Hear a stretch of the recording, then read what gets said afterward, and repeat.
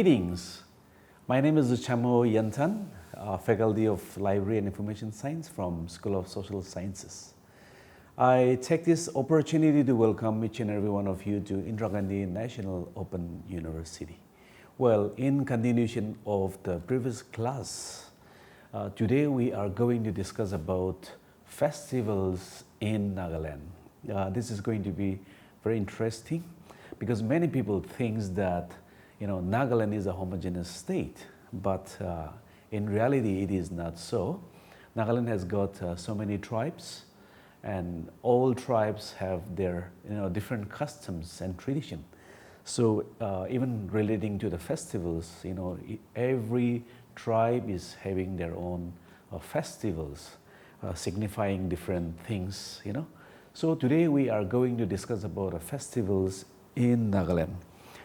But before we go further, it is good for us to reflect upon some of the discussions which we have had in the previous classes.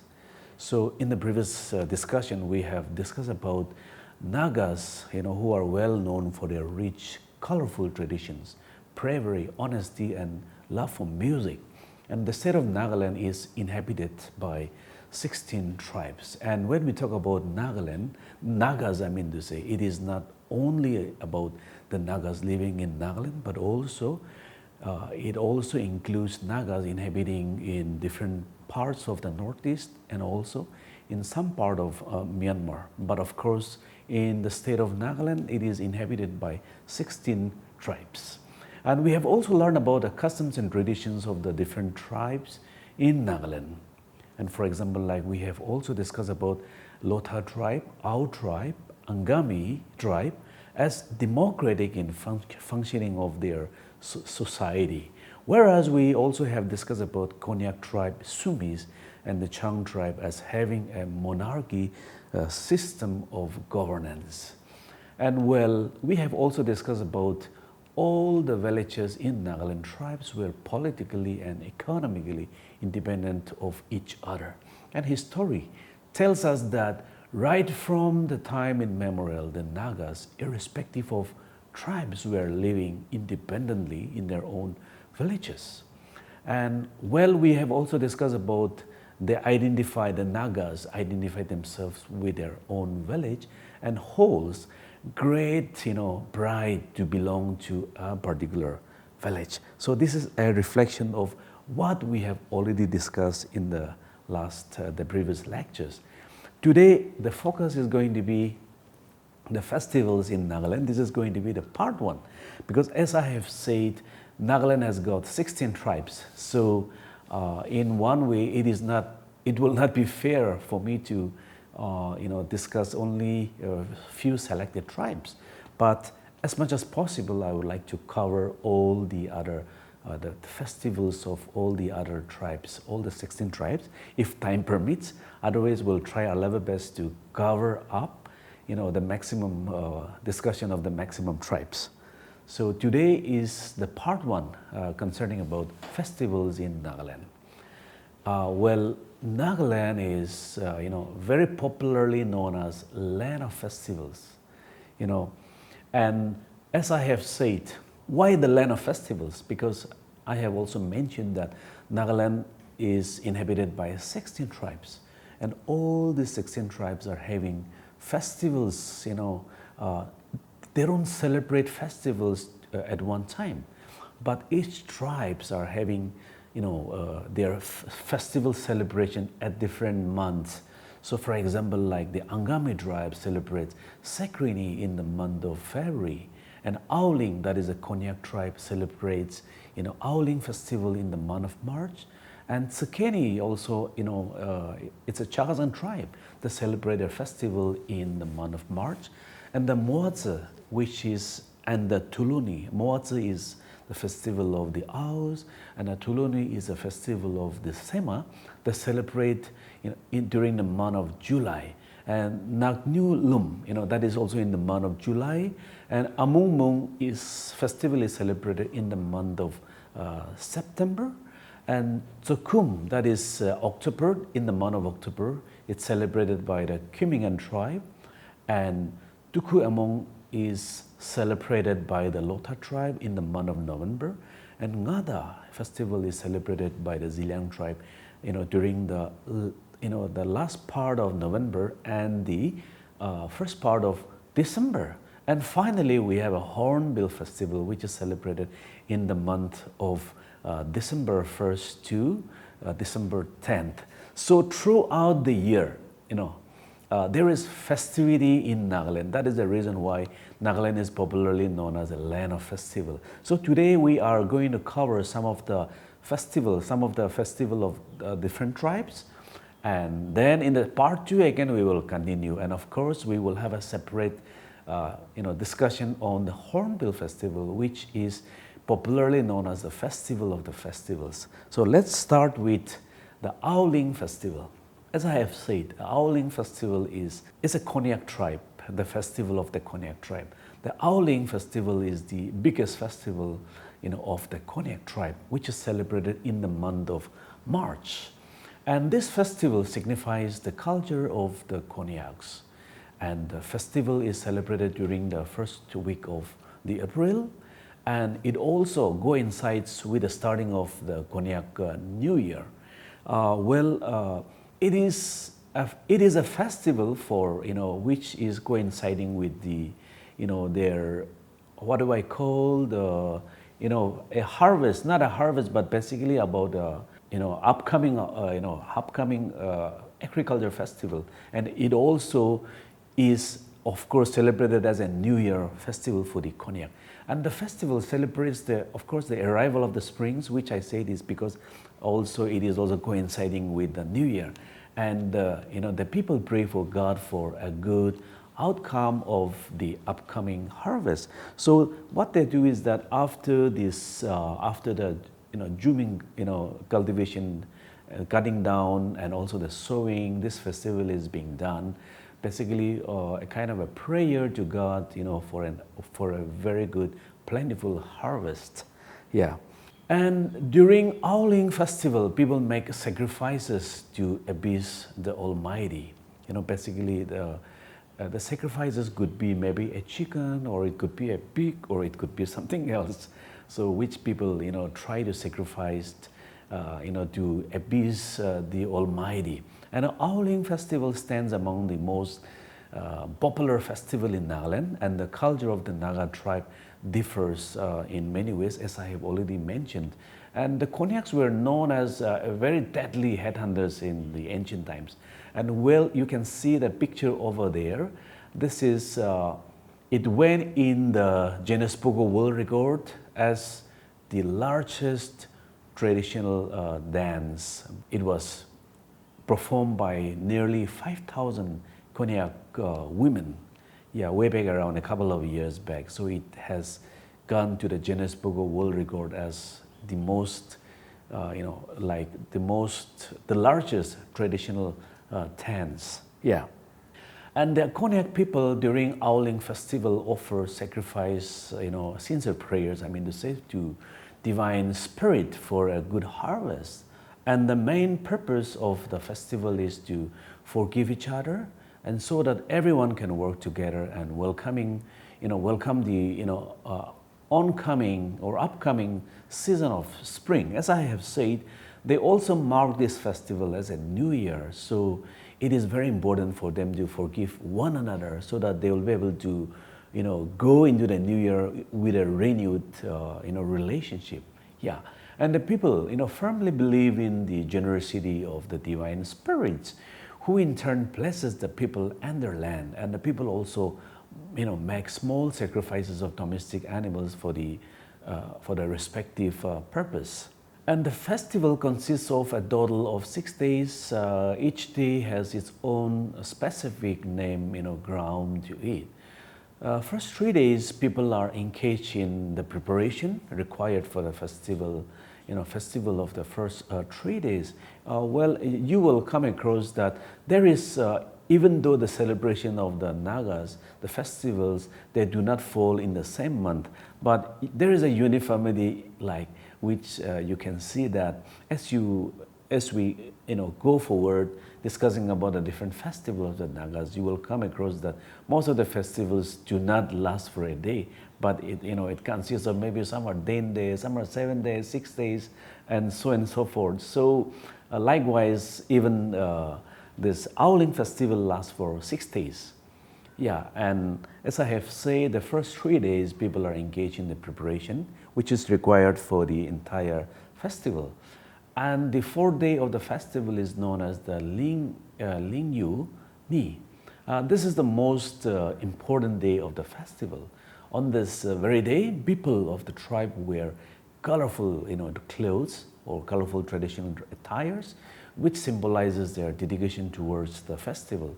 And women put on their jewelries, and are engaged in entertaining for the rest of the day. And well, this day is considered very significant and has a great importance. And people dance eagerly, and they also sing, folk songs with enthusiasm of the day.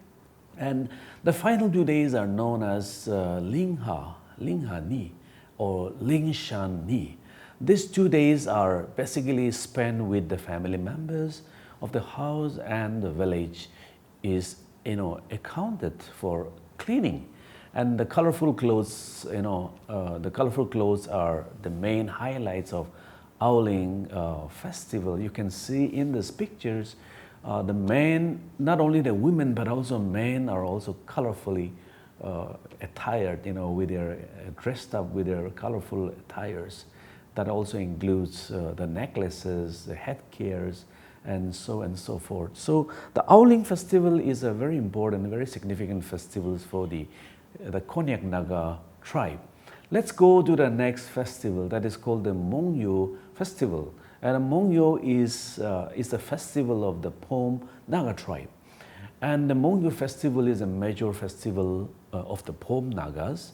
And the people of the Pom tribe observe 4 festivals, namely Mongyo, Muha, Bungvum, and Bangmo. And Bangyo festival is the most significant one among the 4 festivals. And likewise, during these festivals, the people of the Pom tribes, they are dressed up with their colorful traditional attires. And the Mongyo festivals marks the end of a cold winter nights and the beginning of a warmer season of springs and summer, when the crops of the Pom people thrive. And people invoke God to grant them and their crops with abundance. And the chieftains of the chief advocate of the village interprets the course of what the season will follow. And the festival is said to bring abundant blessing to the people if they carry out the rituals and ceremonies precisely. This is also one strong belief of the Nagas. Like, they are very particular about when they're celebrating the festivals. They make sure that everything goes well, and everything is planned properly, because they believe that if the festivals are not being observed properly, they may not receive blessings. It may turn out to be in a negative way. But if they perform these festivals properly, they also have a strong belief that they will have a plentiful blessings, abundant blessing from God. And the Mongyo people also share the belief that if rituals are neglected, as I have said, and treated with disrespect, it may cause disaster and hindrance the growth of their body. And the women are treated with respect and appreciated by offering pure rice beer. Rice beer is very popular among the Nagas. It's used to be one of the main foods of the Nagas, and men conduct a special ceremony for the women. And the theme of this empowering ceremony reflects on the idea of expressing respect and gratitude towards women. Hence, on this day, women are treated with so much respect and hospitality. And so this festival is also give a lot of emphasis on respecting the women. And the festival is a 12-day long festival. However, people celebrate the festivals only for about 6 days. I mean, especially today's time, with the modernization, many people have already, in fact, have already, in a way, how do I tell you, shortened their festivals. Most of the festival used to be, as I have said, 10 days, 7 days, like so much. Like this Mongyu festival, it used to be for 12 days, but it has been shortened to 6 days, but it may be celebrated 6 days in the village, but then in the cities and towns, it may be observed, mostly observed only for a day. And the last day is observed for, honoring the elder in the village, and the elder fest, feast, wine, and, delicious meal preparation. And you can see on the photo like a colorful poem, people, men and women dressed up with their best traditional attires. We'll go to the next festival. That is Mumung Festival. We'll try to go a little faster. Well, Mumung Festival is one of the most popular festival of the Nagaland, and the festival, it is basically celebrated by the Sangdam tribe. And this festival, with its element of amusement, contributes to the flourishing tourism in Nagaland. And the festival is observed through the practice of worshiping God for all His gift in the tragedies of life. And also one thing we are also observing as we discuss further on the different festival of the Nagas, we see that all these festivals are basically like more the attention, the focus is more given to God, and which means the Nagas are also very quite in a way like spiritual people. And the Mumung festival, distinguishes the date from the living, and the separation of the two is the true essence of the festival. I think this is a very significant in one way, because of course, as we go further in understanding the different tribes, we come across only one or two tribes, especially the Sangdam tribe and the Lotha tribe. Well, and reciting of the prayer is done once in the evening and once in the morning. And the morning prayer is considered rather more powerful and brings prosperity. And Mumung is celebrated from the 1st September to the 6th of the same month. And the 5th day is called, Shilang Wupa Ngomung. It's like visit to family, friends, and the villages. So on the 6th day of the festival, they visit around the relatives and friends and also the other villages, basically strengthening relationship, not only with the family members, but also with friends and also with the villages and also the village across. This part again is a very important, it's a very significant for this, the Sangdam tribe, the Mumung tribe. And the number of 6 whole significance of consequential importance in the Sangdam tribe. And on this last day called Aga Tingsing Kitsa, people are relieved in the knowledge that God had blessed them with blessings, and hence they rejoice. So after observing all the different kinds of like rituals, on the last day, they call it as called Aka Tising Kitsa. So this is like a kind of a belief, a trust that they have done their rituals properly and that God is going to bless them abundantly. So they rejoice, they celebrate, yes, on the last day of the festival. Yeah. We'll go to the next festival that is called Sekrini Festival. It's celebrated by the Angami tribe. It's another major tribe in Nagaland. And Sekrini is the major festival of the Angami Naga. It is again for 10-day celebration, which signifies purification and sanctification. And 2 days prior to the main festival, firewood is collected because during the festival you need a lot of you'll have to stay whole the night, and for which you need a lot of firewood. So on these 2 days they will prepare themselves by collecting firewood and like making different kinds of arrangement.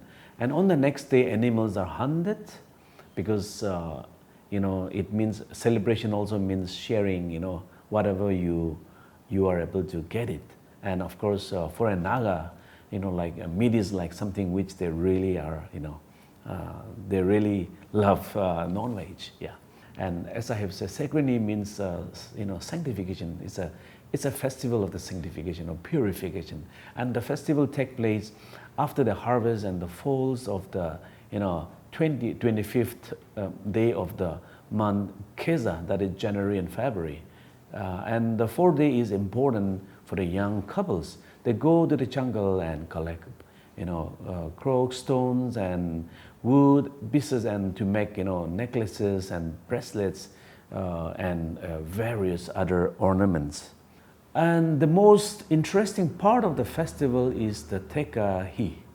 And the Tekahi is a part of the festival when the young people of the village sits together and sing traditional songs throughout the day, and jugs of rice beer and plates of meat are placed before the participants. As you can clearly see in these pictures, you can see young men and women beautifully dressed up in their traditional attires, and you can also see how the woman, the young beautiful woman, is serving rice beer, and you can also see a plate of eatable things, especially meat is also being placed on the plates, and you can see the rice beer is also being served. And on the fifth day, the young people go to the parents' houses and make things such as like ornaments, spears, dao, and other items which they give for future use. And the sixth and the seventh days are holiday. On these days, people just stay at home and enjoy with friends and family. Although in some villages, the young men hunt on the seventh day, yes. And on the eighth day is the most significant part of the festival. They preach pulling of or gate pulling, as well as the inter-village visits. They visit inter-villages. Yeah, so basically it is also to build up a better relationship among the people. And on the last day, they cook meat and distribute it among the villagers. And Naglulum festival, again, is a festival of the Chang, believe that there were three heavenly gods, each god empowered with their own gifts and blessing. And during this festival, people offer prayers and invoke God's blessings with special rituals.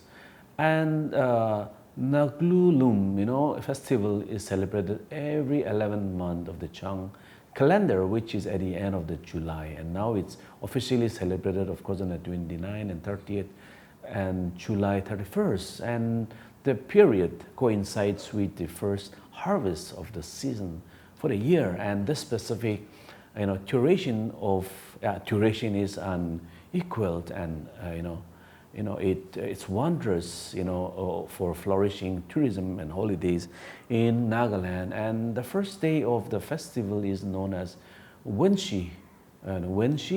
On this day, particular animals such as mituns and pigs are slaughtered for the feast, and women makes steam biscuits from rice and flour. And the third fest day is called Nakseng. On the final day, men beats log drum for drawn till sunrise, which indicates their victory against darkness. And all men sits in silence and listen to the chirping birds and brings good omen. So that's a very precise.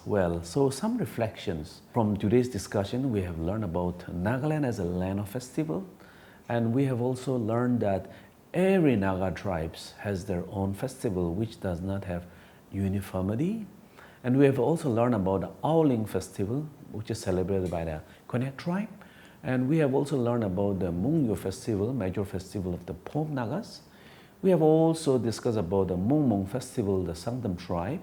And we have also discussed about a Sekrini festival by the Angami tribe, which literally means sanctification festival. And finally, we discussed about the Noglulum festival, which is celebrated by the Chang Naga tribe.